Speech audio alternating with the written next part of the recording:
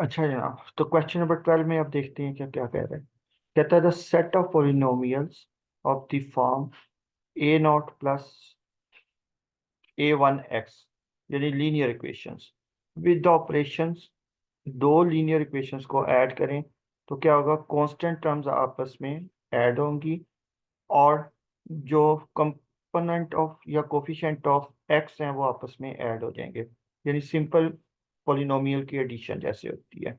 और scalar multiplication भी similar है कि के को ए नॉट से मल्टीप्लाई करना है और देन फिर के वन से मल्टीप्लाई करना है, तो ये स्केलर मल्टीप्लिकेशन, यानी ऑर्डिनरी जिस तरह से हम पॉलिनोमियल्स में स्केलर मल्टीप्लिकेशन करते हैं और जैसे दो पॉलिनोमियल्स को ऐड करते हैं, सिमिलर उसी तरह से है, नथिंग एल्स। तो अब हम ये देखते हैं कि जनाब हमारे पास ये जो क्वेश्चन है इस पे क्या 10 प्रॉपर्टी होल्ड करती हैं। अगर तो वो 10 प्रॉपर्टी होल्ड कर जाती हैं तो यकीनन ये वेक्टर स्पेस होगा। तो पहली प्रॉपर्टी क्या कहती है कि u और v को ऐड करें तो u हमारे पास किस फॉर्मेट में होगा, a नॉट प्लस a1x, और दूसरा क्या होगा b नॉट प्लस b1x, यानी u को हमने अज्यूम कर लिया है a नॉट a1x और v को हमने सपोज कर लिया है b नॉट b1x।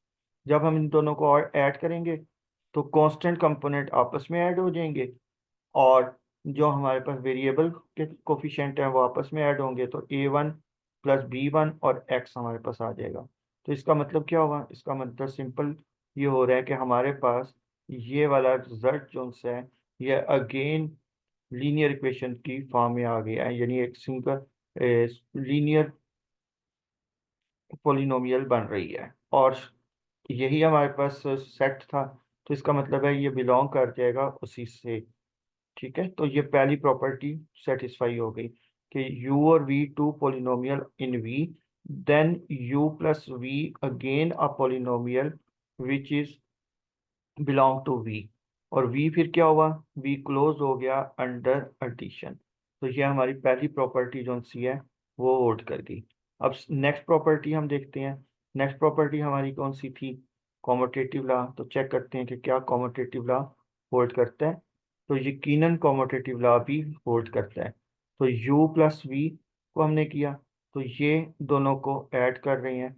ऐड करने से क्या होगा कि पहला कांस्टेंट कंपोनेंट आपस में ऐड हो गए और जो कोफिशिएंट ऑफ एक्स हैं वो आपस में ऐड हो रहे हैं।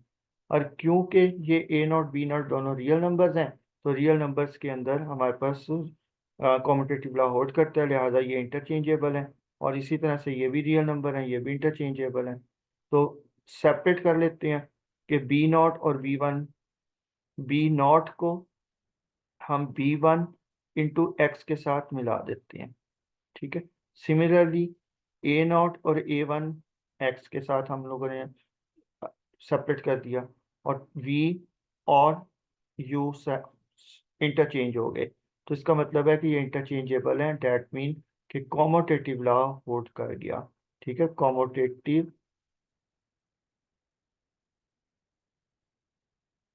लॉ जो है वो होल्ड करता है। ठीक है, और सिमिलर इसी तरह से हमारे पास नेक्स्ट कौन सा है, एसोसिएटिव लॉ। तो यकीनन इसके अंदर एसोसिएटिव लॉ भी होल्ड कर जाता है। ठीक है, तो एसोसिएटिव लॉ भी होल्ड करेगा। नेक्स्ट हम देखते हैं कि क्या इसमें आइडेंटिटी एलिमेंट एग्जिस्ट करता है। तो ये चेक करें जनाब, ये ज़ीरो ज़ीरो अगर हमने ले लिया तो ज़ीरो ज़ीरो को हम यकीनन इस तरह से लिख सकते हैं कि zero is equal to zero plus zero x. तो अब हम इन दोनों को अगर ऐड करें तो ऐड कैसे होगा कि ज़ीरो प्लस ज़ीरो एक्स, तो ज़ीरो जो है वो ज़ीरो में ऐड हो जाएगा ए नॉट में, और इसी तरह से ये दूसरा ए वन जो है ऐड होगा दूसरे ज़ीरो में, यानी सेकंड कंपोनेंट में।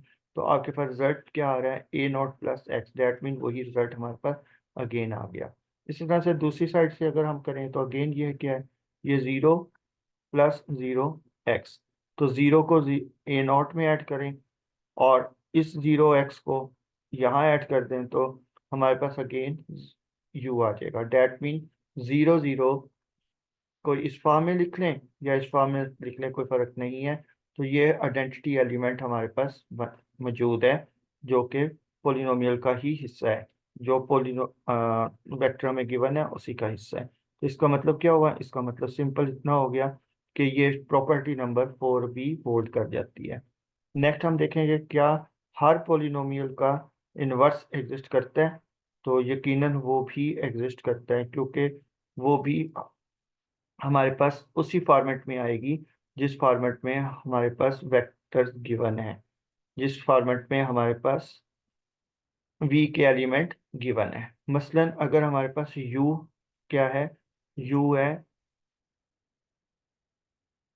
a0 प्लस a1x, तो क्या हमारे पास ये मौजूद है माइनस a0 माइनस a1x, तो ये चेक करते हैं। तो आइडेंटिटी एलिमेंट का हमारे पास ऑलरेडी हम लोगों ने चेक कर लिया है, तो हम क्या करते हैं कि u और माइनस u को चेक करते हैं कि क्या ये आइडेंटिटी एलिमेंट बनता है या नहीं बनता। तो हमने पहले u लिया और फिर माइनस u लेके इन दोनों को ऐड करते हैं। पहला कंपोनेंट पहले में ऐड हुआ, दूसरा कंपोनेंट दूसरे में ऐड होगा, और चेक कीजिएगा a0 माइनस a0 ये कट गया, a1 और ये कट गया, तो आंसर क्या आ गया 0। तो इसका मतलब है कि u और u माइनस जो है ये एक दूसरे के इन्वर्स हैं, और इस सूरत में ये हमारा होल्ड कर गया। पॉलिनोमियल जो सेट है पॉलिनोमियल्स का, लीनियर इक्वेशंस का, इसमें प्रॉपर्टी नंबर 5 भी होल्ड कर जाती है कि हर एक पॉलिनोमियल का इन्वर्स भी मौजूद है। इसी तरह से एक्सियम नंबर 6 देखते हैं कि क्या स्केलर को मल्टीप्लाई करें और जो रिजल्ट आ रहा है क्या वो दोबारा भी पॉलिनोमियल बनती है लीनियर पॉलिनोमियल, तो यकीनन वही आती है। तो जब हम इसको के से a0 और a1 को मल्टीप्लाई कर रहे हैं तो दोनों रियल नंबर्स हैं, एक्स में कोई चेंज नहीं आई, इसका मतलब है कि ये भी लीनियर पॉलिनोमियल है और ये भी v का ही हिस्सा है, तो ये प्रॉपर्टी भी हमारी होल्ड कर गई। नेक्स्ट प्रॉपर्टी हमारे पास कौन सी है कि जनाब कि दो पोलिनोमियल्स लें और उससे k से मल्टीप्लाई करें, यानी किसी स्केलर से मल्टीप्लाई करें, तो कोई फर्क नहीं पड़ेगा। तो चेक करते हैं जनाब वाकई ही ऐसा है। तो हम लोगों ने u और v दो पोलिनोमियल लिए, ठीक है, ये u है ये v है, और उसे k से मल्टीप्लाई किया। k ने क्या करना है, पहले ये और ये आपस में ऐड होके ये बन गया हमारे पास, और इसी तरह से a1 और b1 ऐड हुए और x कॉमन निकल आया। अब k ने दोनों कंपोनेंट से मल्टीप्लाई होना है, फर्स्ट से भी मल्टीप्लाई हो गया और सेकंड से भी मल्टीप्लाई हो गया। अच्छा, उसके बाद क्या हुआ, अब के ने a0 और b0 दोनों से मल्टीप्लाई होना है, ठीक है। इसी तरह से के ने क्या करना है, इन दोनों से भी मल्टीप्लाई होना है, ठीक। अब हमने क्या किया, अब हमने ये किया कि पहला कंपोनेंट के a0 को इसके साथ मिला दिया, ठीक है, और इसी तरह से दूसरे के साथ भी हमने इसको मिला दिया।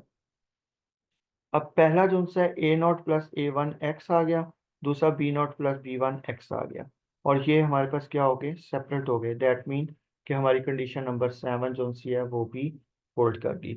सिमिलरली हमारे पास नेक्स्ट जो कंडीशन है वो भी होल्ड कर जाएगी। उसमें क्या है कि दो स्केलर्स हैं और सिंगल पॉलिनोमियल है, ठीक है। तो यहाँ भी हम देखते हैं कि वही उसी तरह की कैलकुलेशंस है, कोई ज़्यादा मुश्किल कैलकुलेशन नहीं है कि ये आपके पास a0 प्लस a1x एक पोलिनोमियल है, इसे हमने k प्लस m से मल्टीप्लाई करना है। तो पहला k प्लस m a0 से मल्टीप्लाई हो जाएगा, अगेन a1 से मल्टीप्लाई हो जाएगा। सेपरेट हम कर देते हैं k a0 और m a0, और इसी तरह से k a1 plus m a1x। Then इनको सेपरेट करते हैं जी, के नॉट और इधर से हमारे पास ये वाला एलिमेंट ये इकट्ठा कर लेते हैं a0 प्लस के a1x, और सिमिलरली हम जो दूसरे एलिमेंट्स को ऐड करते हैं ma0 और इधर से ma1x। अब हुआ क्या कि ये के बाहर निकल आया और ये हमारे पास a0 प्लस a1x, और इसी तरह से m कॉमन निकल के बाहर निकल आएगा और ये आ जाएगा इस तरह से। तो पहला जो हमारे पास है के यू, दूसरा है के एम। यहाँ पे लेफ्ट साइड पे क्या था कि पहले ऐड हो रहे हैं देन यू से मल्टीप्लाई हो रहे हैं, यहाँ पहले यू से मल्टीप्लाई हो रहे हैं दोनों, और देन फिर क्या हो रहा है, ये सेपरेट हो रहे हैं, ठीक है। तो ये थोड़ा सा गलत लिखा हुआ है, ये m इंटू यू है। तो इस तरह से हमारे पास ये एक्सियम नंबर 8 भी सेटिस्फाई हो गई। इसके बाद हम चलते हैं नेक्स्ट, देखते हैं कि नेक्स्ट प्रॉपर्टी क्या हमारी होल्ड करती है तो यकीनन वो प्रॉपर्टी भी होल्ड कर रही है, ठीक है। और इसी तरह से लास्ट प्रॉपर्टी हम देख लेते हैं कि क्या वो होल्ड करती है या नहीं। अगर ये दोनों भी होल्ड कर जाती हैं तो देन क्या होगा कि हमारा ये वेक्टर स्पेस होगा।